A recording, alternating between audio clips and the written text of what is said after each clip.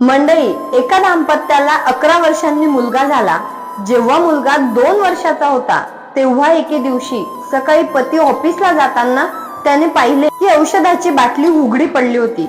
ऑफिसला उशीर होत असल्यामुळे त्याने पत्नीला सांगितले, ही बाटली बंद करून कपाटात ठेव. पण पत्नी स्वयंपाकघरात काम करण्यात व्यस्त होती, त्यामुळे ती ही गोष्ट विसरली आणि मुलगा खेळता खेळता त्या बाटलीजवळ गेला आणि रंगीबिरंगी औषध पाहून संपूर्ण बाटली पिऊन गेला.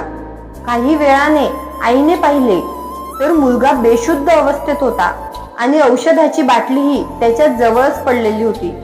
घाबरून तिने मुलाला तातडीने रुग्णालयात नेले, पण डॉक्टरांनी त्याला मृत घोषित केले. पत्नीला काहीच सुचत नव्हते की आपल्या पतीला कसे सांगायचे. पतीला फोन गेल्यावर तो घाईने रुग्णालयात पोहोचला. आपल्या मुलाचे प्रेत पाहून तो पत्नीला फक्त एवढेच बोलला, मी तुझ्या सोबत आहे. हे ऐकून पत्नी स्तब्ध झाली. पतीला कळून चुकले होते की आता त्यांचा मुलगा परत येणार नाही. कदाचित जर त्याने स्वतः सकाळी बाटली नीट ठेवली असती तर हे घडले नसते. आईने तिची एकुलती एक संतती गमावली होती. अशा परिस्थितीत तिला सर्वात जास्त गरज होती ती पतीच्या प्रेमाची आणि आधाराची. निष्कर्ष, जीवनातील अनेक संकटे आणि दुर्घटना आपल्याला हादरून टाकतात.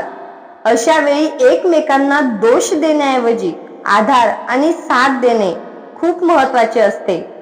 दोषारोप करण्याऐवजी आपली जबाबदारी ही ओळखायला हवी. प्रेम आणि आधार हेच प्रत्येक जखमेवरचे औषध असते.